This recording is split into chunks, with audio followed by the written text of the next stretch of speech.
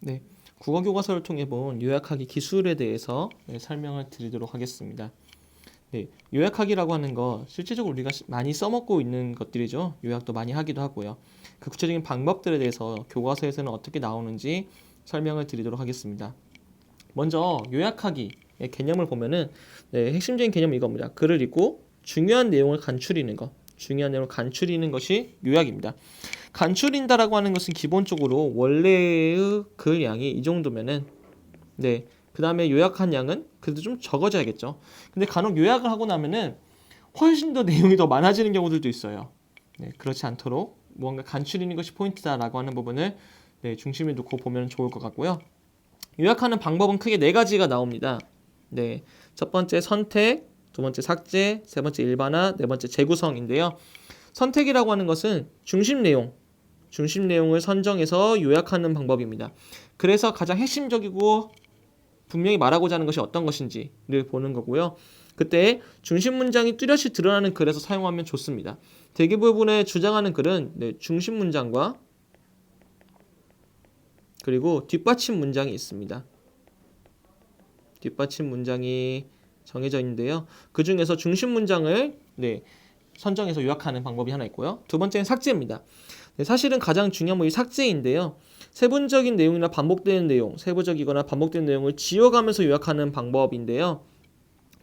사실은 모든 것들을 지우고라는 것이 가장 좋은 방법이기도 합니다. 그래서 요약한다고 했을 때 그래서 무언가 여기서 있으면 여기서 좋은 것을 가지고 와야지 라고 하는 생각들을 많이 하는데 사실은 요약하기 쉬운 방법은 가지고 오는 것이 아니라 남아있는 여기에 있는 것들을 일단 지워가는 방법들이 훨씬 더 쉽게 요약을 할 수 있는 방법입니다. 그래서 정리하고 다듬어서 요약문을 만든다라고 이야기하잖아요.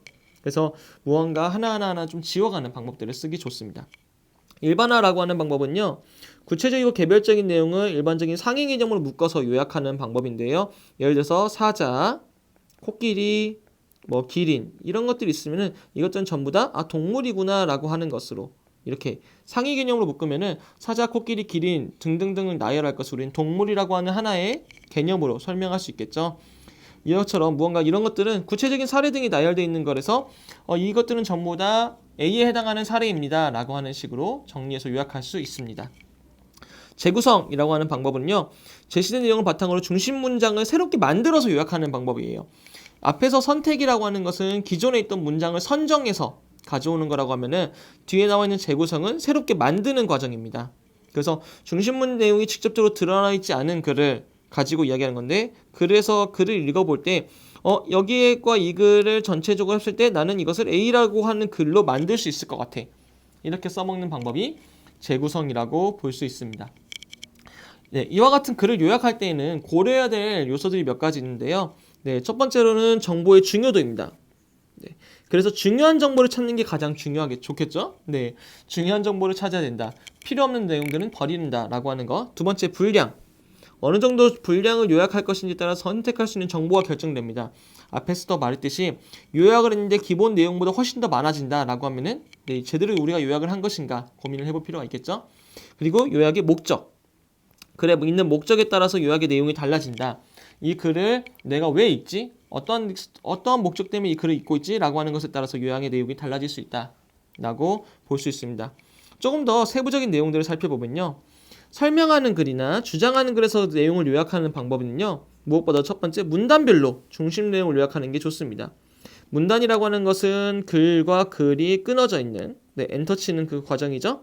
엔터 치는 그 이렇게 단계인데 이 문단별로 중심 내용을 찾아가다 보면은 요약하기가 훨씬 더 쉽습니다. 또한 처음과 중간 끝의 구조를 파악하고 그에 해당하는 각 부분의 내용을 요약하면 좋습니다.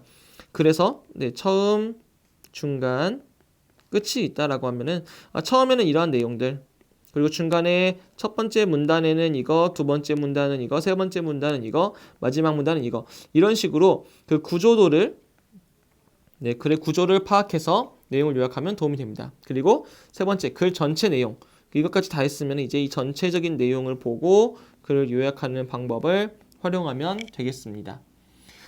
설명하는 글이나 주장하는 글은 이렇게 요약한다라고 하면은 또 다른 이야기로 된 글 네, 무언가 서사구조적 이야기로 된 글 같은 경우는요. 무엇보다 이야기의 흐름을 고려해서 사건이 일어난 순서에 따라 내용을 요약하면 좋은데요. 서사구조니까 사건이 일어난 순서, 시간 순서나 또는 공간 순서, 네, 이러한 순서에 따라 내용을 요약하면 좋습니다. 각 문단이나 구성 단계에서 주요 사건을 파악하고 이를 연결하여 내용을 요약하면 도움이 되는데요. 무언가 A 사건이 있고, 네, B 사건이 있고, C 사건이 있을 때 이것과 이것의 연결고리를 찾아가면서 내용을 요약하면 도움이 됩니다. 그리고 중심 인물을 찾아서 그 인물을 한 행동을 중심으로 무언가 그 이야기에는 대개는 주인공이 있기 나름이죠. 이 주인공이 여기선 어떻게 하고 여기선 어떻게 하고 하는지, 네, 그 중심 인물을 찾아가지고 이야기를 풀어가면 좋고요. 네 번째로 사건이 얘기된 원인과 사건이 일어난 결과가 무엇인지, 여기에서의 원인 그리고 여기서의 결과, 그럼 이 원인이 또 다른 원인을 만들고 이 결과가 원인으로 또 결과가 나오고 결과가 또 다른 원인을 만들고 하는 이러한 인과관계, 네, 인과관계를 명확하게 파악해서 내용을 요약하면 도움이 됩니다. 그래서 결과적으로 국어교과서에서는 요약하기 방법을 크게 4가지, 선택, 삭제, 일반화, 재구성이라고 이야기했어요. 선택은 중심 문장을 찾는 거, 삭제는 네, 세부적이거나 반복적인 내용을 하나하나 지워가는 거, 일반화라고 하는 것은 구체적이고 개별적인 내용을 일반적인 상위 개념으로 묶는 것, 재구성이라고 하는 것은 제시된 내용을 바탕으로 중심 문장을 만들어서 요약하는 방법, 이 4가지 방법들이 요약하기에 구체적인 방법들로 나오니까요. 이러한 내용들을 적용하셔서 요약하면 훨씬 더 글을 깔끔하게 요약할 수 있습니다. 여기까지 진행하겠습니다. 모두 고생하셨습니다.